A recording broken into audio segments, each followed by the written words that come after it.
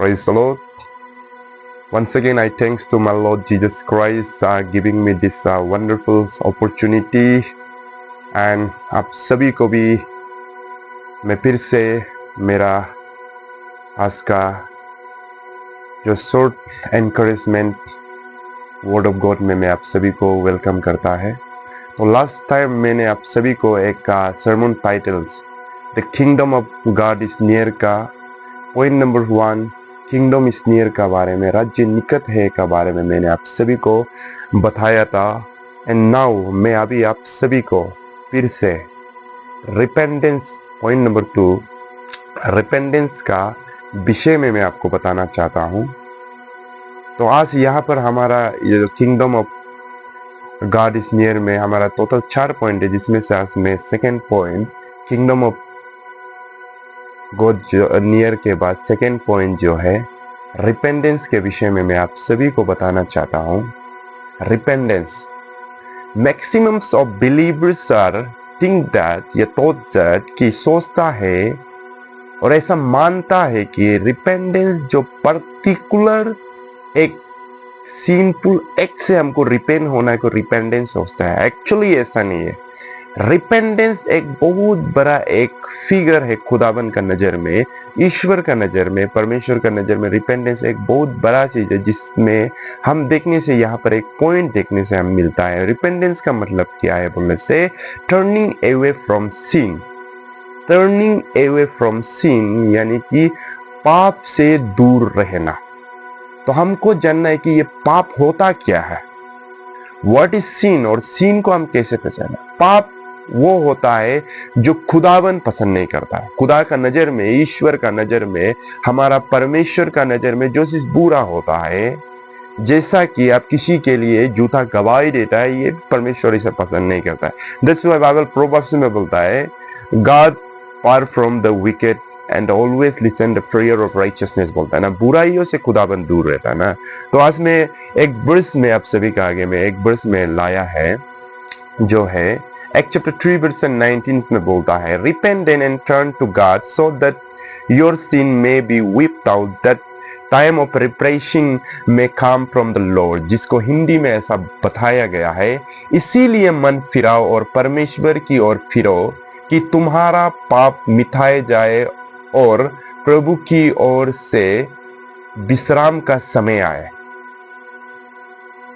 प्रभु की ओर से विश्राम का समय, एक टाइम ऑफ रिप्रेशिंग बहुत ही मैटर करता है हमारे लाइफ में ना। देखिए आज हम लोग बहुत ही दुखी है, जीवन में बहुत सारा प्रॉब्लम्स है, और आज ये प्रॉब्लम्स भी कई हद तक हम परमेश्वर में कनेक्ट नहीं होने के कारण हमारा जीवन में प्रॉब्लम्स आ रहा है। If you are really connect with the Holy Spirit, you are really the connect with the Word of God and always walk according to Word of God, खुदावन आपका जीवन में कुछ नया करेगा। इसीलिए यहाँ बोलता है, प्रभु कहता है कि मन फिराने के लिए कि तुम्हारे पाप को मिटाए जाए। जब आप रिपेंडेंस होता है खुदा आपका पाप को मिटाता है। रिपेंडेंस होता है तो खुदा आपका पाप को क्षमा करता है। यानी कि एवरी तो जहां से लगता है कि ये गलत है, जो भी गलत होता है वो खुदा पसंद नहीं करता है, और जो भी अच्छा होता है खुदा उसे पसंद करता है। That's why make sure we need to be repent. Unless repentance के बिना हम कभी स्वर्ग राज्य में हम प्रवेश नहीं कर पाएगा। स्वर्ग राज्य में जैसे एक पॉइंट यहाँ पर देखने से फिर मिलता है, एक दूसरा पॉइंट हमें देखने से मिलता है ए change of heart and mind. दिल और दिमाग में बदलाव। देखो बदलाव होना बहुत जरूरी है। समय के साथ ट्रांसफॉर्म, एवरीथिंग का ट्रांसफॉर्म हो रहा है समय के साथ। हर जगह में ट्रांसफॉर्मेशन समय के साथ बहुत ही अलग तरह से हो रहा है, इनोवेटिव हो रहा है, बहुत सारी चीजों को इनोवेटिव हो रहा है, समय के साथ मॉडिफाइड हो रहा है।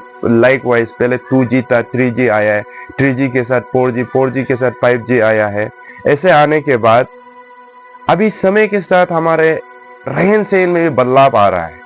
तो इसे सबसे आगे इंपॉर्टेंस क्या है कि हम ईश्वर का नजर में हमारा दिल और दिमाग में चेंजेस आना बहुत जरूरी है। We need change our heart and mind, जिसमें से यहाँ पर रोमन चैप्टर 12 वर्स 2 में बोलता है, हमें यह बताता है कि do not conform any longer to the pattern of the world. ये दुनिया का हिसाब से हमें चलना नहीं है, but be transformed by the renewing your mind. उसका जगह में हम अपना दिल और दिमाग को हम ट्रांसफॉर्म करना पड़ेगा, तब जाके हम खुदाबंद का परफेक्ट विल में हम लोग खुदाबंद का परफेक्ट विल में हम लोग चल पाएगा। इसलिए हमें ट्रांसफॉर्मेशन बहुत मैटर करता है। हमारा जीवन में ट्रांसफॉर्मेशन होना है, क्योंकि यीशु मसीह ट्रांसफॉर्म करना हमें सिखाया है। हमें यीशु मसीह ने सिखाया ट्रांसफॉर्म करने के लिए। इसलिए एक वचन देखने से हम मिलता है 1 जॉन चैप्टर 2 वर्स 15 to 17 में एक बहुत अच्छा वचन लिखा है। यहाँ पर ऐसा लिखा है, do not love the world और anything in the world. If anyone loves the world, love for father is not in them. For everything in the world, the lust of the flesh and the lust of the eyes and the pride of the life comes not from father but from world बोलता है। वो पिता से नहीं आया बोलता है, comes not from father but from world। वो दुनिया में पैदा होने वाला है, दुनिया से होने वाला है, वो स्वर्ग से आने वाला नहीं है। जो जिसमें आज यहाँ पर मेजर 3 पॉइंट का बारे में बताया गया है। पॉइंट नंबर 1 यहाँ में क्या बोला है कि लस्ट ऑफ द फ्लेश, यानी कि शरीर का अभिलाषा। आप सभी पता होगा बाइबल में जो यीशु मसीह के साथ one of the closest disciple name Judas Iscariot. Judas Yeshu Masih का बहुत ही करीब था, यीशु मसीह का बहुत ही करीब था जूदा यीशु मसीह का बहुत करीब होने के कारण भी वो कभी यीशु को समझ नहीं पाया, यीशु को कभी जान नहीं पाया।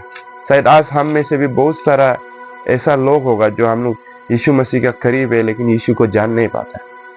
वो यीशु को जान नहीं पाकर उसने क्या किया कि हमारा प्रभु यीशु मसीह को जूदास ने 30 सिल्वर कॉइन से उसे बेच दिया, जबकि वो दिन और रात यीशु के साथ रहता था।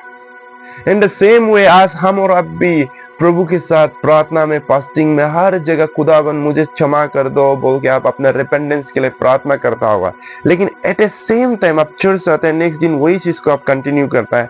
आपका लाइफ में जो लाइफ साइकिल में एक ही चीज बार बार रोटेट कर रहा है, that means you are not still repent.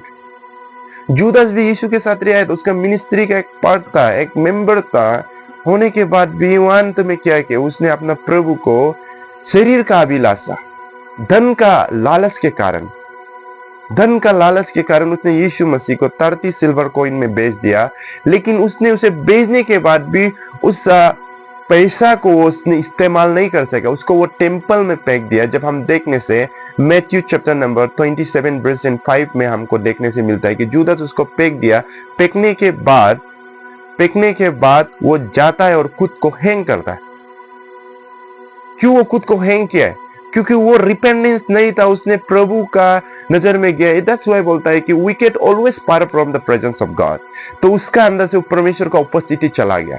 और आज हम और आप भी इस तरह से होता है तो हम सभी भी प्रभु का उपस्थिति जाएगा और हम सभी फिजिकली नहीं होने से स्पिरिचुअल डेथ होगा हमारे अंदर में।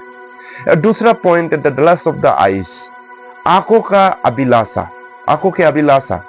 आप सभी पता है किंग डेविड को, everyone knows the King David, the Israel का, the United Kingdom of Israel का सेकंड किंग, जो किंग डेविड, जो खुदाबंद ने, जिसने गैलियत को मारा है, जिसे छोटा से प्रभु ने चुना है, वो किंग डेविड भी एक बार गुनाह किया है।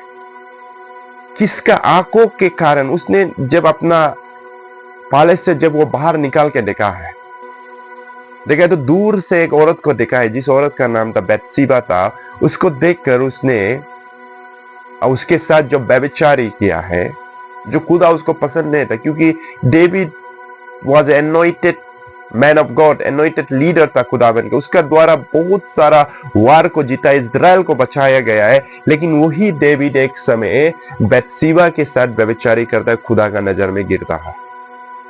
लेकिन अंत में खुदा उसको क्षमा करता है।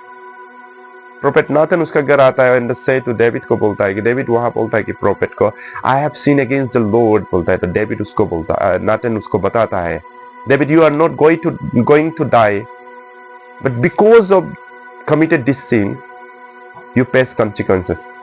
उसका एक बेटा मरता है, और उसका उस बेटा मरने के बाद भी वो प्रभु में मजबूत था, वो हारा हुआ नहीं था खुदावन में, वो मजबूत था। एंड लास्ट समय में खुदा उसको फिर से आशीष करता है और एक बच्चा जन्म होता है और वही बच्चा इज़राइल का तीसरा राजा बनता है और वही राजा का नाम होता है किंग सोलोमन। तो शरीर का अभिलाषा हर जगह, हम भले ही गलत करने से भी और लाइक डेविड की तरह हमको टर्न आना बहुत जरूरी है। इसलिए यहाँ पर एक्ट में यही तो बताता है, एक्ट में हमें यही तो बोल रहा है कि and turn to the God, खुदावन में फिर वापस मुड़ कर आना। और इज़राइल का एक जो पहला राजा जिसका नाम था किंग सोल था, किंग सोल, यहाँ पर एक देखने से हमको मिलता है, पॉइंट नंबर 3 में मिलता है the pride of the life, जीवन का जो घमंड होता है। एंड आप सभी को मैं ये बताना चाहता हूं कि जो घमंड है, किस बात पर हम अपने जीवन में घमंड करेगा? क्या मेरा पास घर है इस बात पर हम घमंड कर सकता है क्या? मेरा पास गाड़ी है इस बात पर हम घमंड कर सकता है क्या? किस बात पर हम घमंड करें कि I am a servant of God, इस रीजन से हम घमंड कर सकता है क्या? क्योंकि हम घमंड नहीं कर सकते because our next breath also belong to the Lord. जो हम सांस ले रहे हैं ये सांस भी खुदाबंद से आ रहा है, तो हम घमंड ही नहीं कर सकता है। जिसमें से घमंड किया, लूसीफर घमंड किया है, वो प्रभु का उपस्थिति से चला गया। इवन दो वो एक एंजल है, वो एंजल होते हुए भी वो खुदा का उपस्थिति से, हेवनली प्रेजेंस से वो दूर हो गया, क्योंकि उसका अंदर में हृदय में घमंड आया। घमंड आने के कारण वो प्रभु का उपस्थिति से चला गया। उसी तरह ये किंग सोल भी खुदा ने इसे बहुत सारा राजा बनाया, बहुत सारा आशीष किया, उसे बहुत सारा ब्लेस करने के बाद भी उसका खुद का प्रभु में डिसओबे होने के कारण, जिसमें से वो प्राइडनेस के कारण कि मेरा जैसा राजा कोई नहीं है, वो जलने के कारण, गमन करने के कारण वो प्रभु का उपस्थिति से चला गया। The prideness, he loss his life, वो अपने जीवन को लॉस किया। एंड द सेम वे आज हम में से बहुत सारा ऐसा लोग होता होगा। देखिए मैं आपको ये लास्ट एक कंक्लूजन में मैं एक बात बताना चाहता है, एक प्रभु दास लोगों को भी जो गमन करता है कि आए मैं पास्टर है, ऐसा सोचता है। आप गमन मत कीजिए, खुदाबंद का आशीष है। That's why you are a pastor, you are evangelist, you are reverend, you are the servant of the God. Make sure आप ब्लेसेड है। आप धन्यवाद कीजिए खुदाबंद को कि आपको बनाए, ना कि आप गमन करने के लिए। हमें गमन करने के लिए नहीं, परमेश्वर ने नहीं बनाया। हमें प्रभु का प्यार को लोगों को बताने के लिए परमेश्वर ने हमें बनाया है। आज हम गमन नहीं करना है। Say to it thanks to God को हम लोग की खुदाबंद को धन्यवाद करना है और अपना बुराई का रास्ता से निकालना है। मैं आप सभी को ये 3 बार में बताता है, lust of the flesh and the lust of the eyes and the pride of the life. ये छोटा सा मैं एनकरेज करता है। तो अपना बुराई का रास्ता से आइए, खुदाबंद आपको माफ करेगा। जिस तरह से डेविड ने भी व्यभिचारी करने के बाद खुदा ने उसे आशीष किया है, क्षमा किया उसी पाप की तरह, नहीं तो हम लोग भी ये जुदास की तरह प्रभु का उपस्थिति से हम लोग जाएगा, किंग सोल की तरह प्रभु का उपस्थिति से हम लोग जाएंगे। May God bless you, amen.